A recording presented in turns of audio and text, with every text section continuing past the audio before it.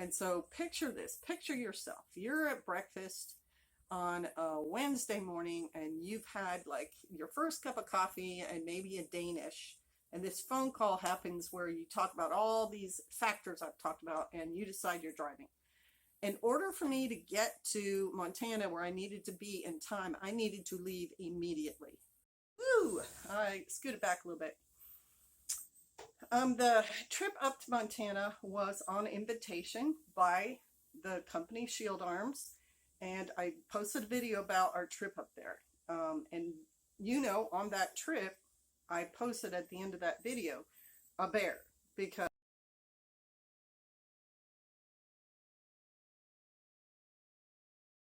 it was the first time in my life I'd been up and close to a live bear in the wild. I've been up and close to a dead bear, but this was the first time I saw one live, and that bear was as close to me as I am to this camera. It was like 6 feet away from me, no more than that, and it was a juvenile bear, so it really was about the size of a large dog, and it paid almost zero attention to me. When I stepped out on the porch, I was looking to my left because there's a pole there with a chainsaw carved bear, but I immediately saw that bear's foot and his claws, and then I saw his fur, and then I saw his face, and he was looking at me out of the side of his eye, and he kind of, I could just see in his peripheral that he's like, yeah, there's a person there, and then he just went right back to doing what he was doing, which was sniffing the ground, and then he walked down the driveway. And by that time, I'd stepped inside and alerted PJ, and we'd gotten the camera and been able to video him just for a few seconds before he ambled off down the road.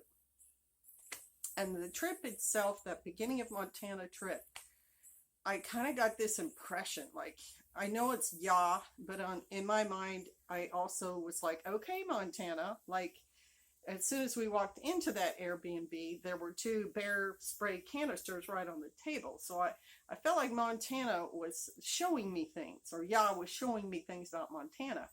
The other thing we saw that made a huge impression on us, besides Shield Arms and their wonderful factory and their wonderful people and their gorgeous community, because I'm not trying to downplay that at all. I'm saying on a personal level, we walked out the door of that Airbnb and immediately saw bushes full of very ripe berries, which I believe were huckleberries. And I think I said that in my video. So that was a really good experience, and it was new, because even though Pastor and I have been to many, many states in the United States, from New York to California to Georgia, Florida, Oregon, Kansas, Indiana, etc., even if we had driven through Montana on the way to Washington State, I didn't really remember much about it.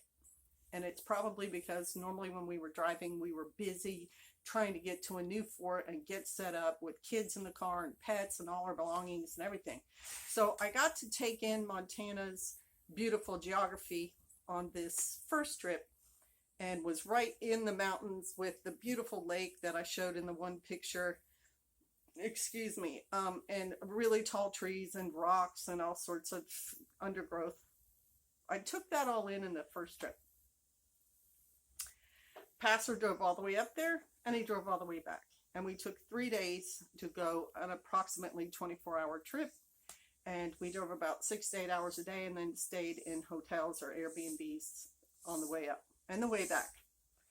So then right after I got back, I had just a few days here to, garden and do all those things on Shofar. And then I had a training with Refuge Medical, the combat midwife training, which was fantastic. Thoroughly enjoyed that training. Spent time with my sisters in the faith down there. Got to play my favorite game, Agricola one. And so finished that up, and then came back up here and had a second trip to Montana planned, a wedding for my niece.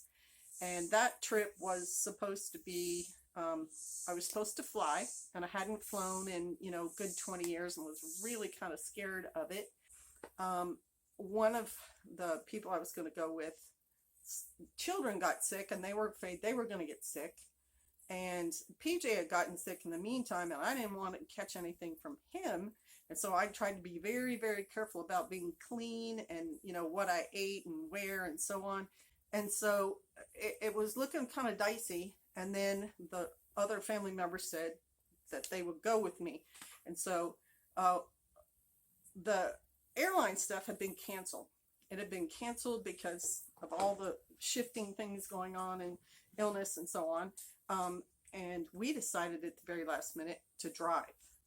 And so picture this, picture yourself. You're at breakfast on a Wednesday morning and you've had like your first cup of coffee and maybe a Danish. And this phone call happens where you talk about all these factors I've talked about and you decide you're driving. In order for me to get to Montana where I needed to be in time, I needed to leave immediately. And when I say immediately, I already had my bag packed from the combat midwife class and the trip before that. So I had left everything I thought I would need in there, except for a few items like toothpaste and, some clean clothes, which I had washed but hadn't packed in there yet. And so I need to get a rental car and get on the road immediately. And it's like 10 in the morning. And so I scramble. Like, this is not something PJ and I had worked out. We had not planned any of this out. And animals hadn't been fed and, chores hadn't been done. And I make the phone call and we go to get the rental car and they don't have any. And so we go to a second location and the company I have already made my reservation with and been confirmed tells me at their desk, no, we don't have any cars. We don't do same day rentals. And I'm like, then why didn't you confirm? And this person said, well, an hour and a half ago, I emailed you that we had no cars, but I hadn't been looking at my phone and my emails in that time. So I just skipped over to another car rental agency and rented from someone else for less money. And it all worked out great. So now I'm driving to Montana, which is approximately a 24-hour drive. And I'm picking up a relative and we are going together. And so the first day I drove 12 straight hours and I was exhausted by the end of it. But in doing that, I would have time to make it up to Montana and not have to rush at the end of the trip. And so here we go, driving up to Montana, seeing beautiful Western American countryside, which is, spacious and mountainous and huge skies and all that, and not a lot of traffic, not a lot of people, and the weather was pretty good on the way up. So that drive went okay. And then we get there to where we're staying. And I got to spend a little time with my family, which I hadn't seen in a while, and go to the wedding. And that was all excellent. And, just, what weddings are like, y'all. Like, some people you enjoy talking to, some people you're like, wow, you're a lot different than I am. Some people I was, very happy to find out that other parts of my family had longtime friends and people who had come a long way to the wedding to support my niece and so on, which is really gratifying to see. And one person there actually recognized me from my YouTube channel, which kind of made me embarrassed, but at the same time, it's kind of a compliment. So that was kind of neat. And then we make the drive back. But on the way, this is the other part of the story I wanted to let you guys in on. So, Montana had shown me a bear.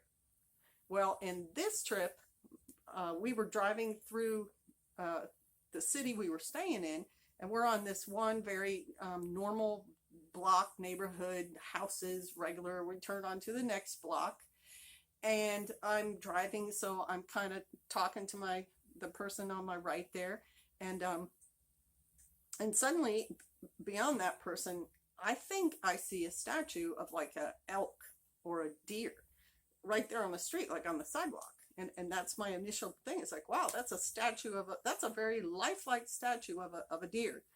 And then I realized, no, it is a deer. And it's a pretty good sized deer. And he had like 10 to 12 points on his head. He had this big old rack on his head.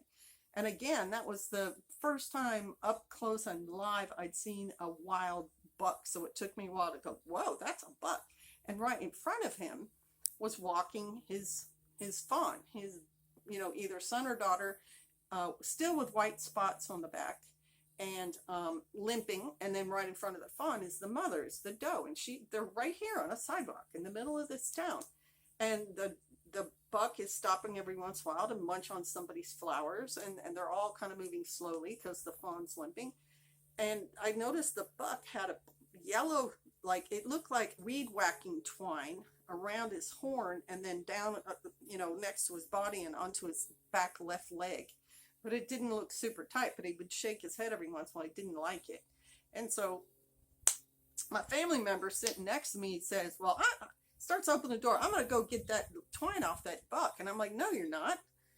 And this person's like, yeah, I am. I'm going to help it. And I'm like, no, you're not. Because in my head, I'm picturing those YouTube videos where you see the deer bashing heads together and sometimes getting stuck, and having flashbacks to when my billy goats who were aggressive would try to knock me down with their horns. And I'm like, you're not going out there. So we ended up calling like the animal wildlife people, and just reporting this deer family, and the dispatcher had said, yeah, I think we've had other reports on them. And then we moved on. And as we left the state, we went through a hellacious, it's not a thunderstorm. There was no thunder happening. Rainstorm with lightning. And when you're up in the high mountains like that, the lightning doesn't do this really long thing down to the ground. It's really short. It's like zap. And you almost feel like it's happening right next to you. And with wind strong enough, it almost blew the car off the road. Like everything in that wind was going horizontally in front of us, and the car is shaking back and forth. So I thought, okay, Montana, you've shown me bears, deer, pretty significant thunderstorms. Like, you're a serious state, honestly.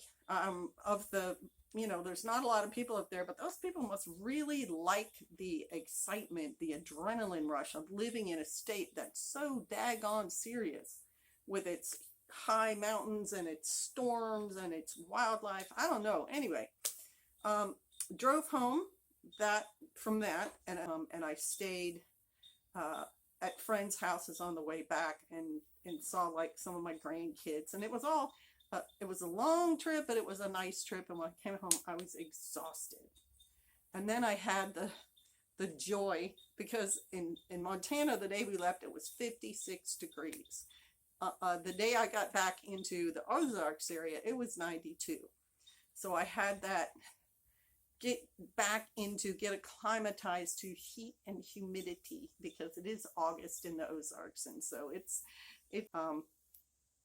but then when I got home, here's PJ, everything's fine. He's painted the deck, he's done some stuff in my absence, and things have come in the mail. And what I wanted to check, and what really wound up being kind of gratifying, was animals were doing fine.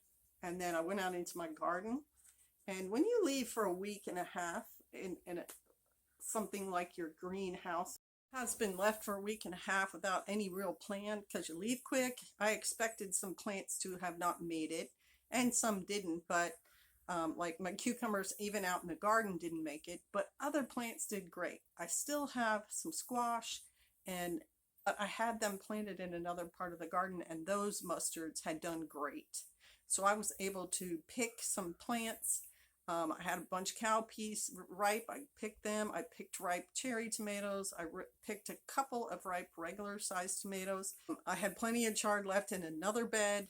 And so all in all, I'm okay with, if the cucumbers didn't survive, the sweet potatoes are still growing.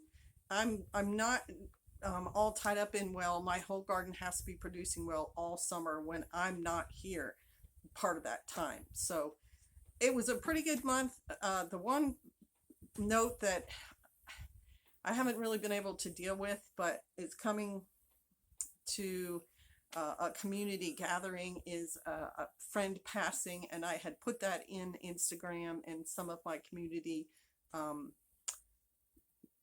posts, and that was like, that's kind of sad, and I still have to deal with that. I still have some grieving process to go through. So August was, all in all, just wrap it all up in one big, it was something else. This month was just not what I expected. Just like this summer has not been what I expected. But everything's as far as my health and stuff is okay. So I'm back and it's good, and hopefully I'll get a few more videos put up. Thank you all, crew. I really appreciate all the commenters and all the people who are watching my videos, and I'll take suggestions too in the community section. If there's things you want videos on, you can comment there. The crew chiefs are getting to read more of the book I'm writing. I've been updating or uploading more of that and writing more on it. If you're interested in that, that's the crew chief level joining membership. And I thank everyone else who's supporting the channel. All right, y'all, I got to get going. It's prep day and we've got Shabbat and things. So shalom, y'all. Bless you.